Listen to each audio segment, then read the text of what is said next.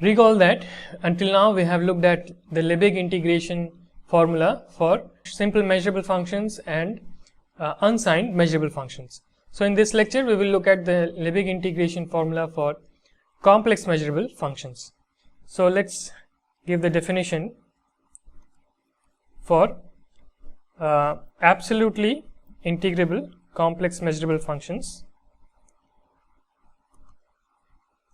Absolutely integrable complex measurable functions. So let x b mu be a measure space, and let f, which is a map from x to the complex numbers, be a measurable function. Recall that this means that f pulls back Borel sets to measurable sets. So this means that f inverse u belongs to this sigma algebra B for any Borel subset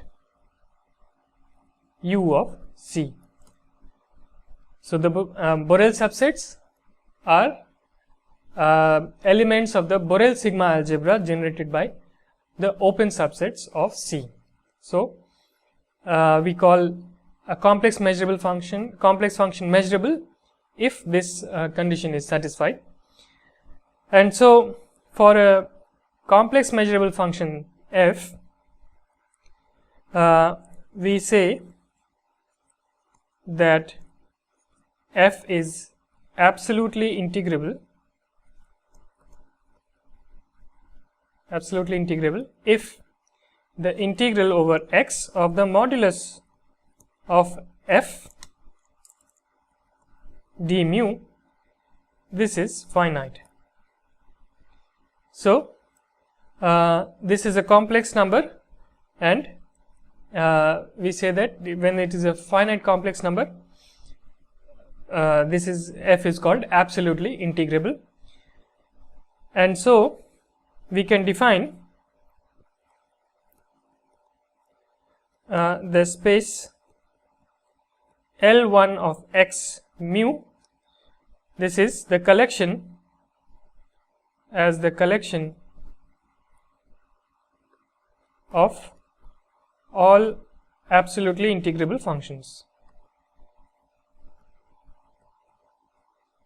Absolutely integrable functions on x. So notice that here L1 x mu has information both about the measure mu as well as the sigma algebra B. So we don't usually write L1 x b mu. We suppress the notation somewhat and just write L1 x comma mu, and even sometimes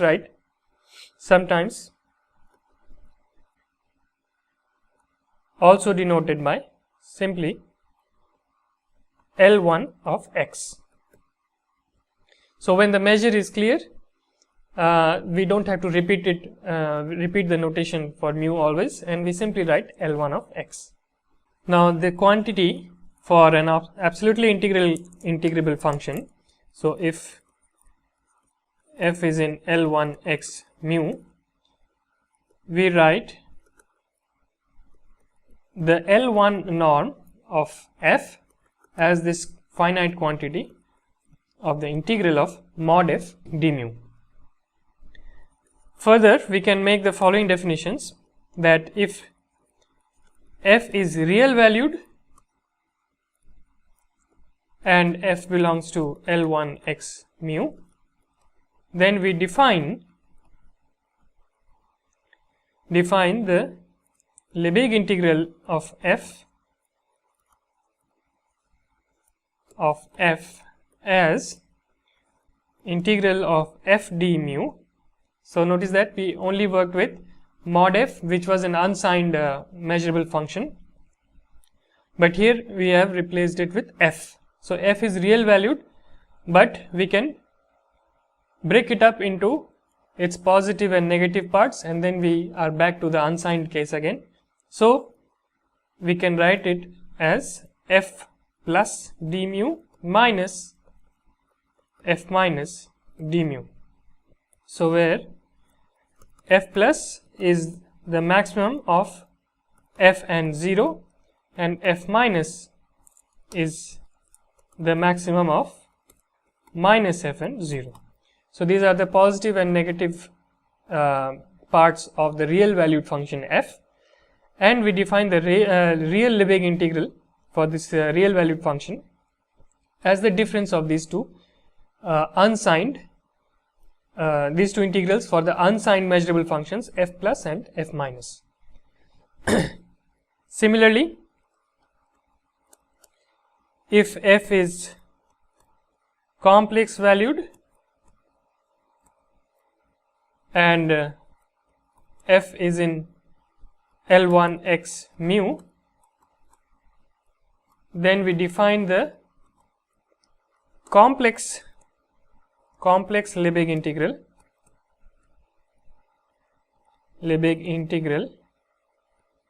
of f as this is the integral of f d mu, and it's now we can break it up into its real and imaginary parts, which are both real valued, and so we have already defined what is a real valued what is the integral for a real valued function.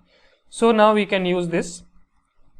So real part of f d mu plus I times imaginary part of f d mu. So first we define the Lebesgue integral for unsigned measurable functions, and then we define it for real valued absolutely integrable functions, and then real complex valued absolutely integrable functions.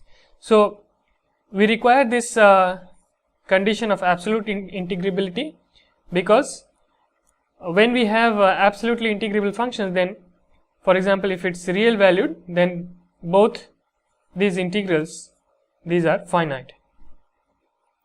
So this is a finite integral and this is also a finite integral, and so the difference is also finite. So this is only when f is already absolutely integrable. Similarly, if f is absolutely integrable and complex valued, then both these integrals of the real and imaginary parts are finite. So for this definition or terminology,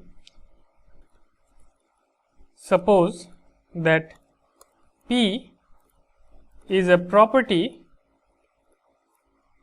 about points of x. So we say that P holds almost everywhere, or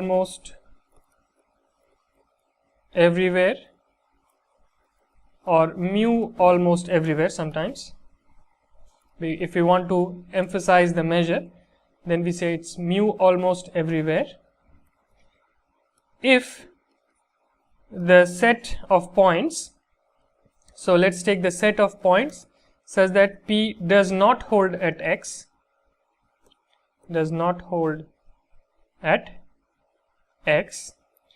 this is a measurable set, and the measure of this set is 0. So this set of points such that P does not hold at x, this measure is 0. We will often work with complete measure spaces, so we can also rewrite it as the outer measure of this is 0, then it will automatically hold that this is a measurable set if x is complete. So let me write it as a remark. So if x b mu is complete, is a complete measure space, recall that a complete measure space is one for which all subsets of null sets are also measurable. So if x b mu is a complete measure space and the outer measure of this set of points on which P does not hold equals 0, then this implies that this set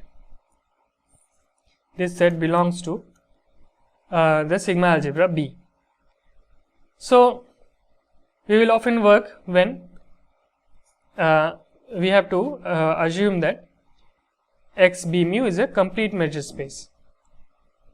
So for example, so let's take an example of a property which holds everywhere, so holds almost everywhere. So let F be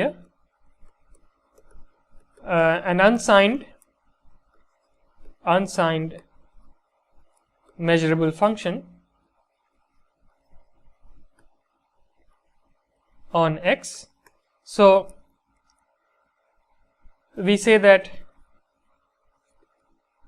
for example, that F equals 0 mu A E in short. So this is mu almost everywhere,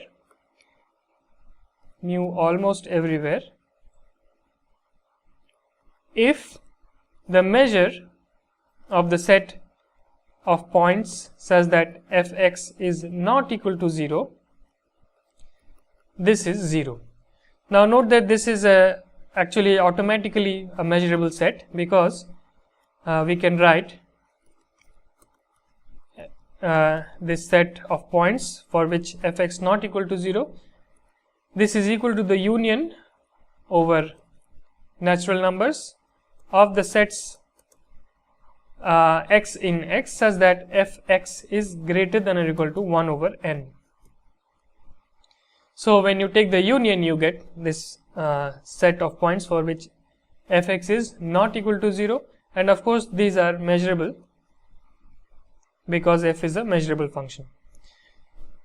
So in this case we automatically have that your set of points for which this property does not hold, which is f equal to 0 does not hold, is already measurable, and we say that f equals to 0 almost everywhere if this set has measure 0. Similarly, if f and g are unsigned measurable functions,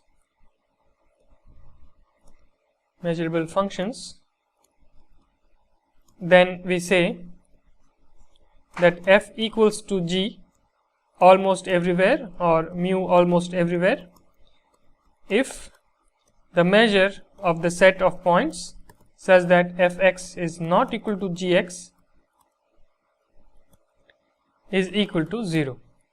So we see that we can take various properties of our functions or even the space X itself, and we have this notion of almost everywhere when the complement of that property has measure 0, or the negation of that property has measure 0.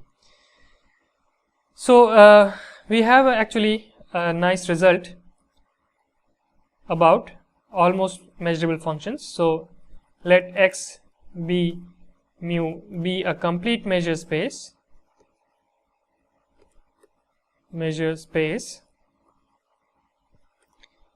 and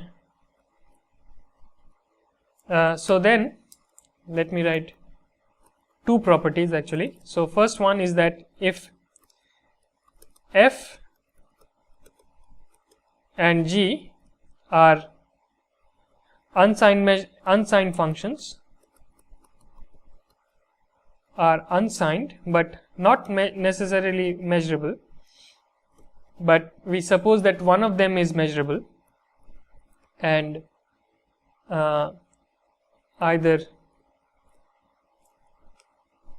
so first let me write that f equals g mu almost everywhere, and either f or say g is measurable, then the other one is also measurable, then g or f is measurable.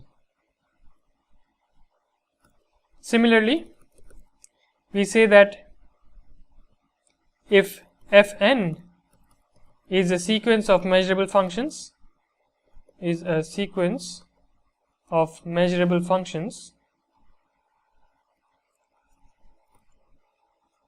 for which Fn converges to F for almost every x, which is mu almost everywhere. So this means that Fn might not converge to F at points whose measure is 0. So this means that the set of points such that Fnx does not converge to Fx has measure equal to 0.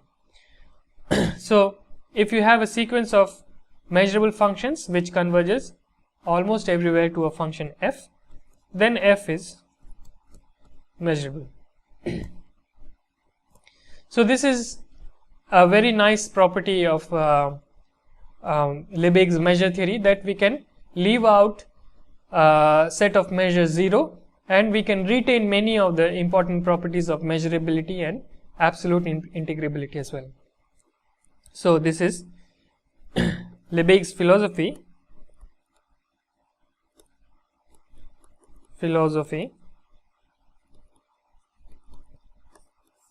So it says that in informal terms, it is sufficient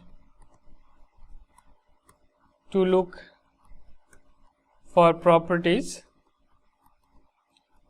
that hold almost everywhere for all practical purposes in Lebesgue's measure theory. So measurability and absolute integrability, we can also look at pointwise convergence almost everywhere and so on. So this gives us a lot of leverage and a lot of free space to work with measurable and absolutely integrable functions. So another property here is that if you replace, so let me write it down.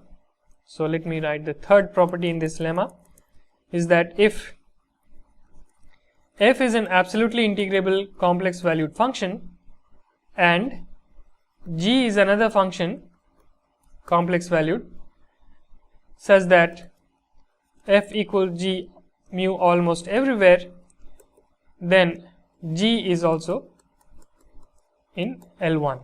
So we have defined an absolutely integrable function as one whose modulus has a finite Lebesgue integral as an unsigned measurable function, and if you take any other g which agrees with f for a large set, which means that the complement of that set has measure 0, then g also belongs to the set of absolutely integrable functions.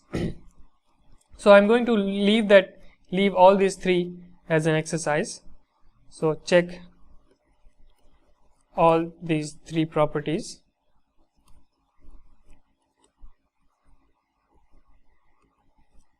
So this is an exercise for you.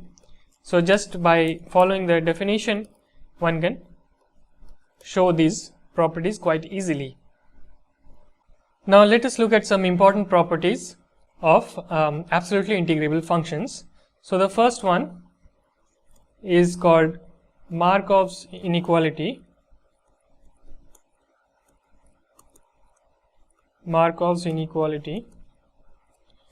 It's also sometimes called Chebyshev's inequality.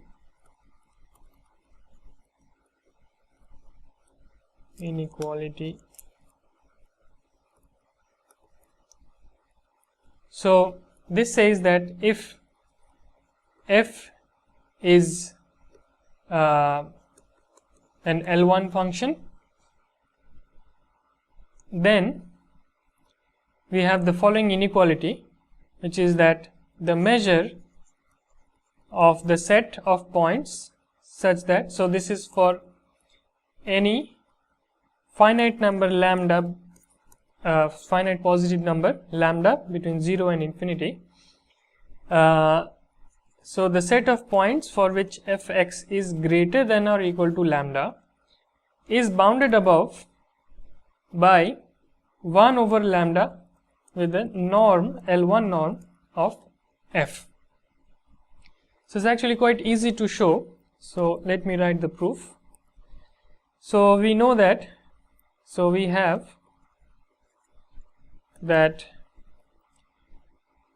fx is greater than or equal to lambda times the indicator function of the set x belong to x, such that fx greater than or equal to lambda. So this is an easy inequality to verify, because if fx is so this should be mod f, sorry.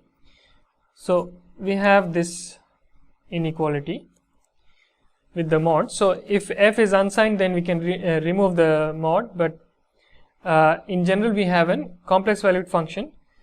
So we take the modulus of fx. So the modulus of fx is greater than or equal to lambda times the indicator function of this set, where the modulus is greater than or equal to lambda. This is because if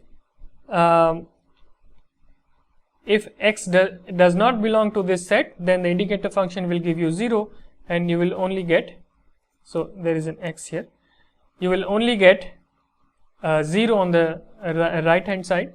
So you will get mod fx is greater than or equal to 0, which is always true.